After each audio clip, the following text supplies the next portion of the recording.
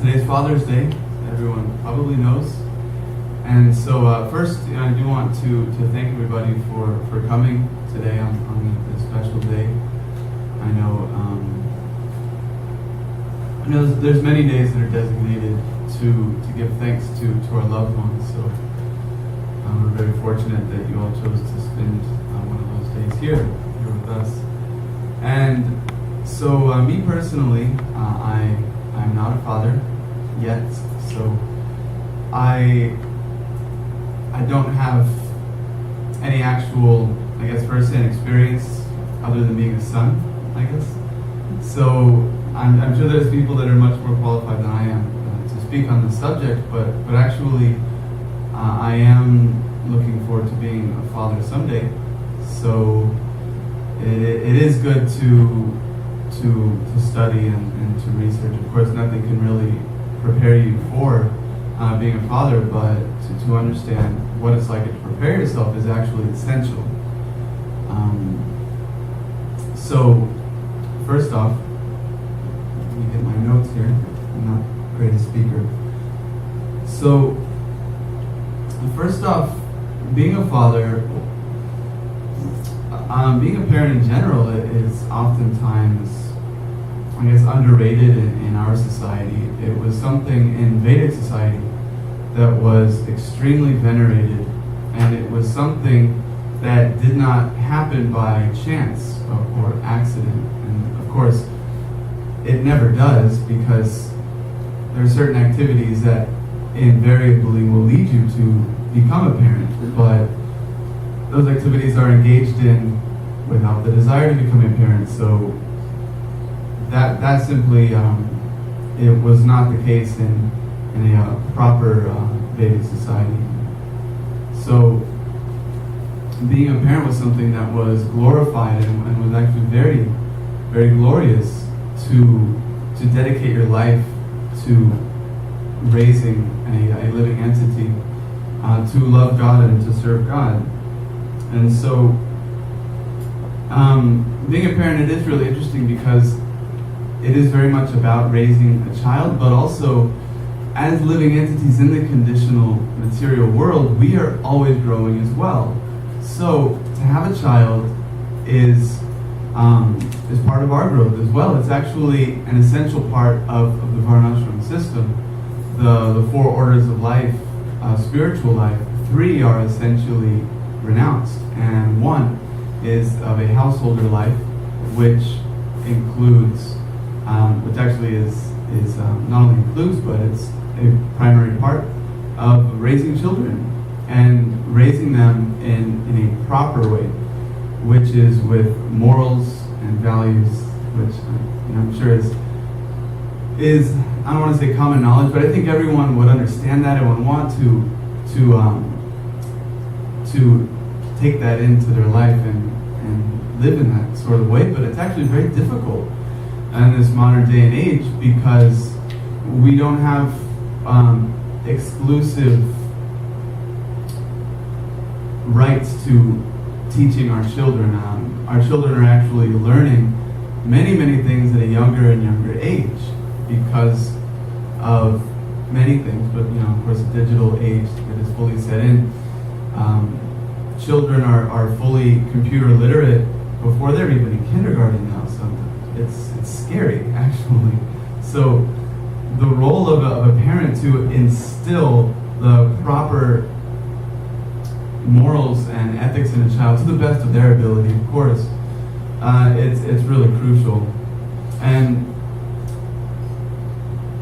when you ask a person, anyone in this room, what's your first memory, right? It's usually maybe age 3, age 4, age 5, maybe age 2, maybe. So these first couple of years, as we're older, we really can't remember. Maybe some people, that do have a special gift can, but most people can't. And so, but it is important to realize that those are actually very fundamental years of developing the child, because although, when you look at a newborn or an infant, they're in this body, they can't talk, they They can only communicate by basically crying and putting their hands out. They can't walk. They can't really do much. They can't even feed themselves, basically. But they're still perceiving everything. They're perceiving the way you treat them. They're perceiving the way that the parents treat each other. And so these actually do play an important role in the child's life. So it's very important to pay attention to these types of things. And with that being said, that actually happens before the child is even physically conceived. In the Vedic culture, they perform rites and samskaras, which are initiatory processes. I don't know them in detail, but it is a series of prayers to God to invoke a child into your life that is going to be the best for you, and that is going to a child that wants to take up the process of a God-conscious life, because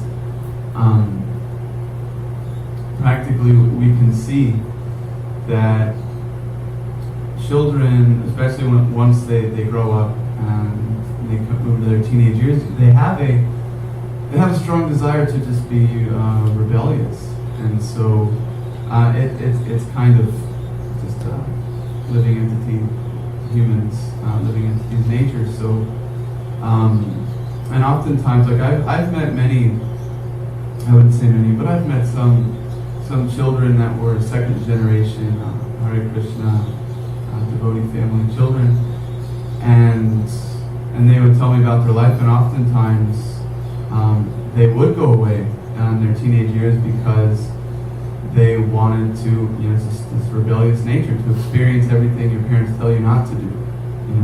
They're telling you not to do it, it must be really good. So they go out and experience all these things, but then because, and this doesn't happen all the time, unfortunately, but oftentimes because of those high morals that were so diligently instilled in the child, that they realized that was a much better life, and it was a higher purpose of your life than simply intoxication and just sense gratification. So these samskaras are actually the very beginning of that process.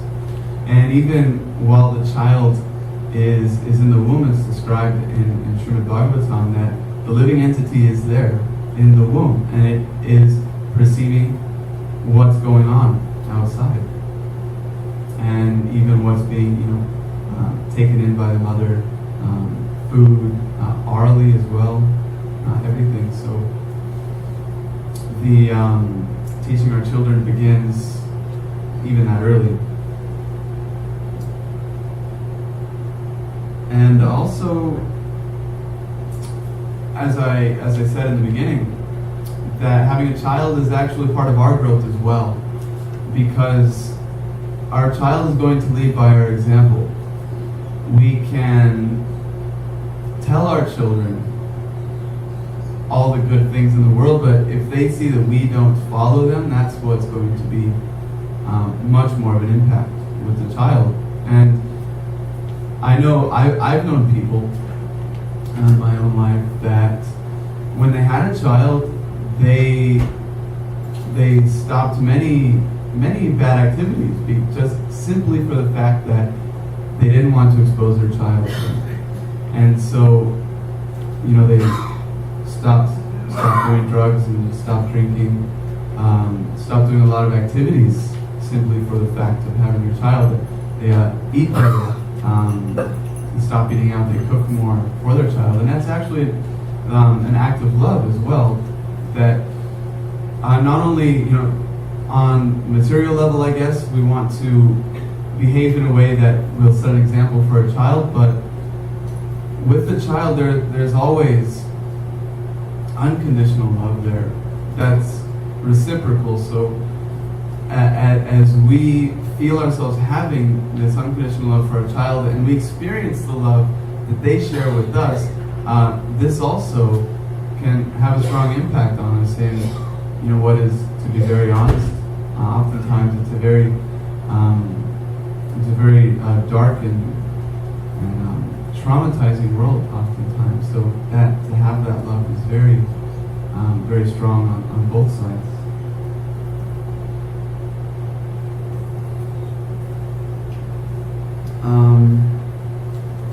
So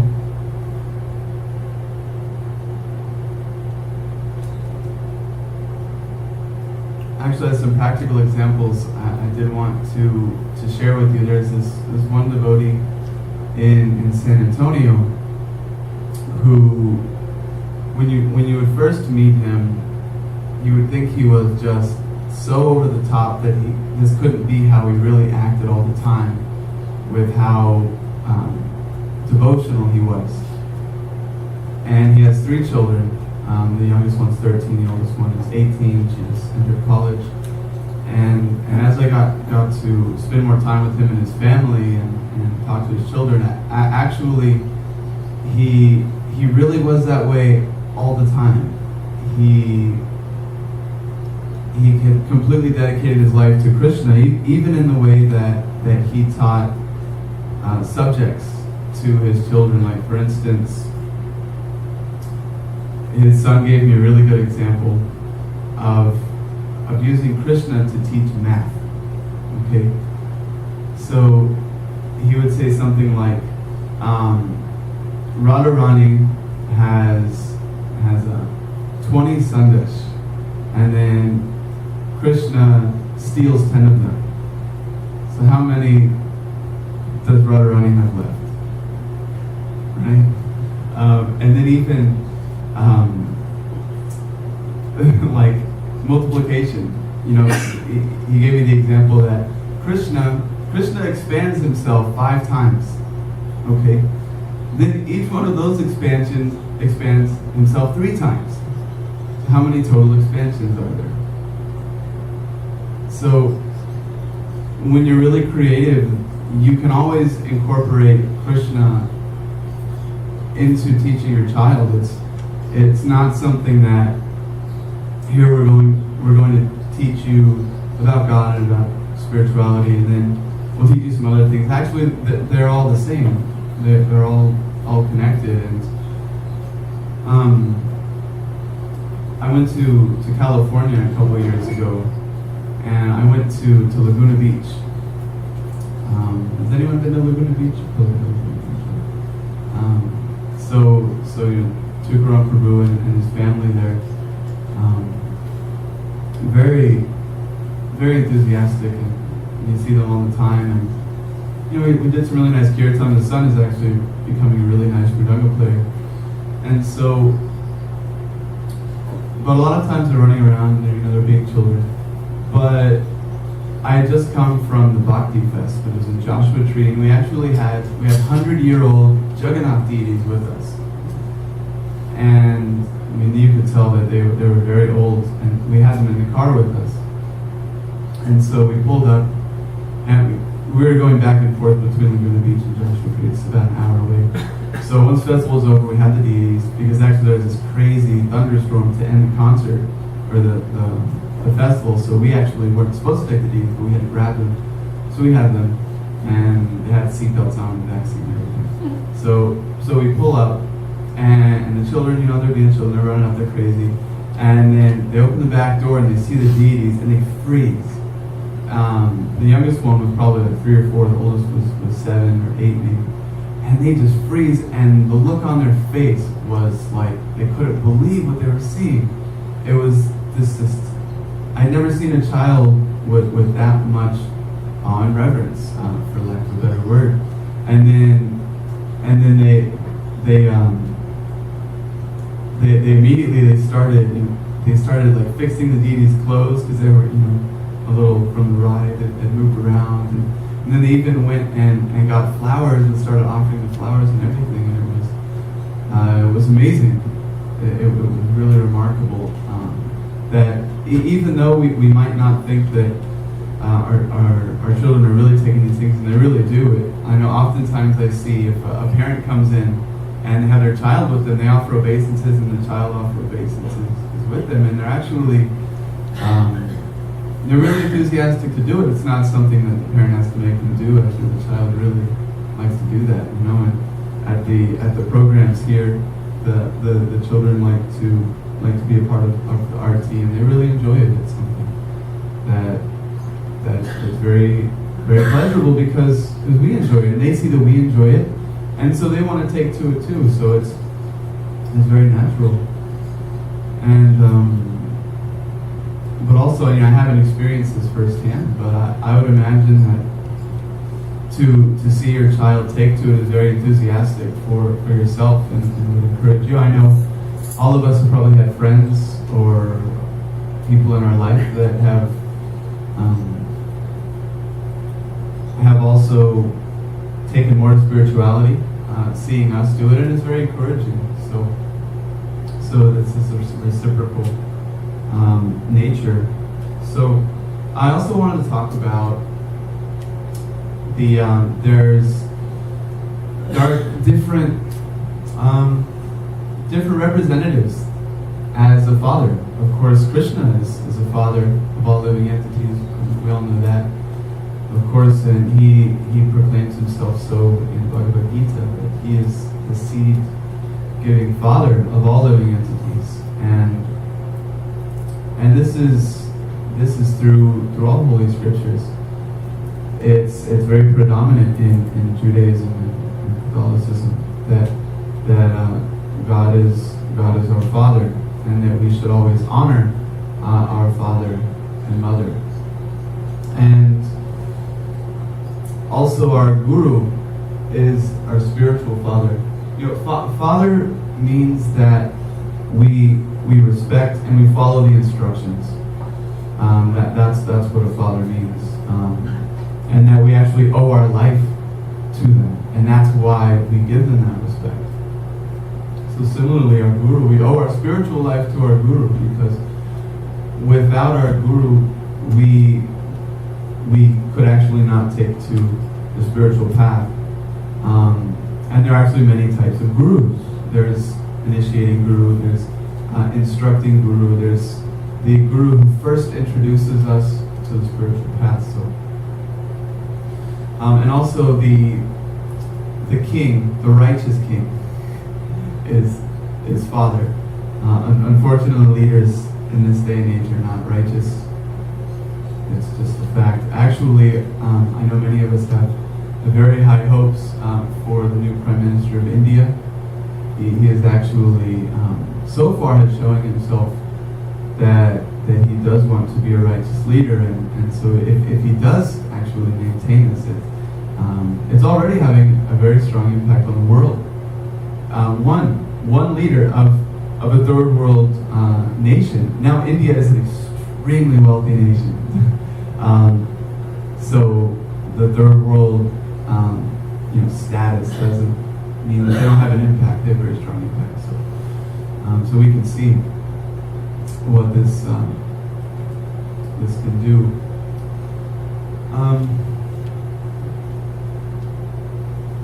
Completely lost my train of thought.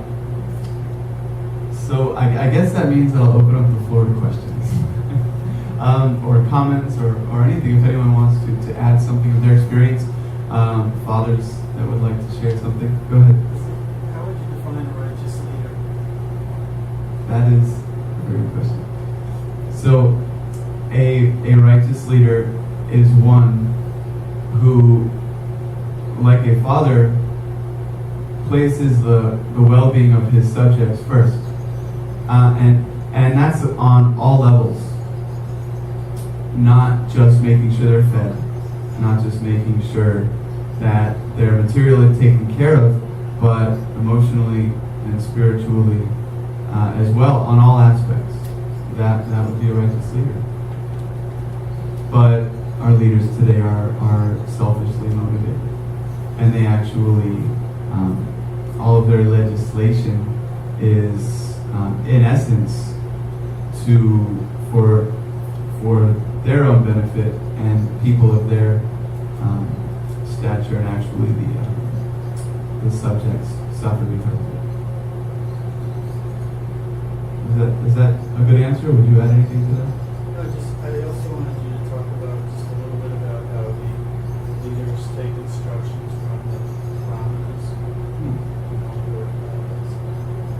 Sure.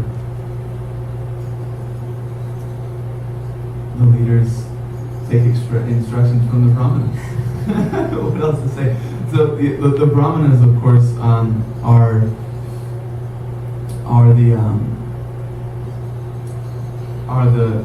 the leaders, are the spiritual leaders. They're the ones who have dedicated their lives 100% to worshiping God. They have actually, in the proper varnashram context, that they have dedicated themselves to worshiping God and actually are more or less renounced from worldly affairs. Thus, they don't have an attachment to worldly affairs, and they can give the best advice that is not selfishly motivated, because, as we can see very easily by looking at politicians and politics, that once you become entangled in this situation of friends and enemies, of delegations and all these things, unless you are extremely steadfast in your desire to be a righteous leader, you're going to be overcome, and you're going to be caught up, and you won't be able to even really determine what is best for everyone. And so they had the brahmanas to offer counsel to the leaders. So it was a checks and balance system, like we try to have, but our checks and balance system is obviously flawed. Thank you.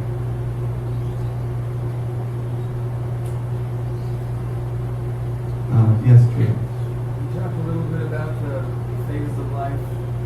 Talk a little bit about the house of Lobra, those phases and steps, and how they Phases and steps, you mean as a child growing up? Or do you mean as a varnashram system? Oh, okay, sure. That is really important. The proper varnashram system is that for the first, give or take, 25 years of a child's life, they live as a brahmachari, is what it's called, which is a celibate student life. And they simply dedicated themselves to study and worship, and also, learning vocation, so that when they do enter the age around 25ish, if they decide to get married, then they would enter grihastha life, and then they would raise a family. And as after their children grow up and enter grihastha life themselves, then they may enter a semi-renounced life, which is a vanapras, where basically it's like a gradual retiring, where they may have lesser contact with their family, and then ultimately in the late stages of their life, maybe 60s, 70s, give or take. In this day and age, it's hard to tell because the lifespan is not the same as it used to be. Then they will enter a fully renounced life and simply fully dedicate themselves to focusing on remembering Krishna. Hopefully that at the time of death they will remember Krishna and go back to God. But of course that's not possible if we don't spend our whole life working up to that. So we shouldn't think, at the end of my life, I will think of God. I will worship God. I will study. At the end of my life, right now I have so many worldly affairs to take care of. I'll do those. I'll raise my family. I'll be good. Then at the end of my life, I'll dedicate my life to God, because actually, correct me if I'm wrong, I've heard this in a couple of places, I feel like I read it somewhere, is that it is not in our power if we remember Krishna at the time of our death. That actually it is up to Krishna if we remember him at the time of death. It's not that at the time of death, even though there is so much stress, so much bewilderment, that we can, on our own accord, think of God. Krishna will enable us, or he will prevent us, actually. Is this correct?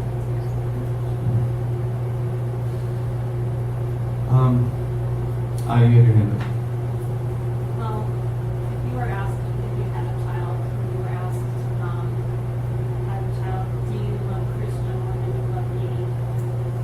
If you're introducing them to this and you're a jealous person, how would you address that? Like the child loved Krishna? If the child asked you as a father and said, do you love Krishna more than you love me?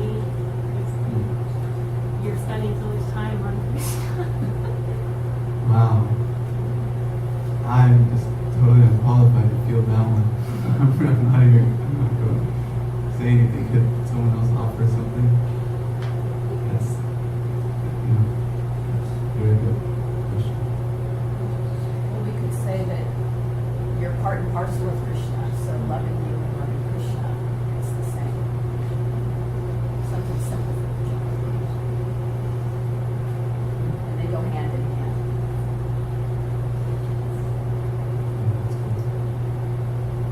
And maybe Krishna loves that child more than I love that child, even as a parent. Wow. That's a way to look at it. It is. And that's a hard truth, but it's the truth.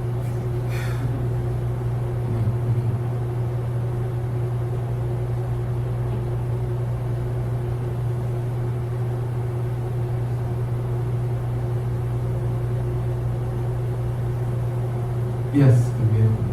Sometimes they say that the power of society is children, because it actually propagates throughout the whole society. Yeah, absolutely. Prabhupada, it was very, very important for him to establish the Gurukul system to properly teach children morals and ethics, and to live a life loving God. This was crucial for the development of our society. Absolutely. And on the contrary, when there is unwanted progeny, this has a destructive effect on our society. In the first chapter of Bhagavad Gita, it's explained how through a series of events, this is why one reason Arjuna didn't want to fight, because he said if we fight and we kill all of our relatives, then irreligion will become prominent, and womanhood will become degraded, and there will be unwanted progeny, and it will ultimately know it. So actually it's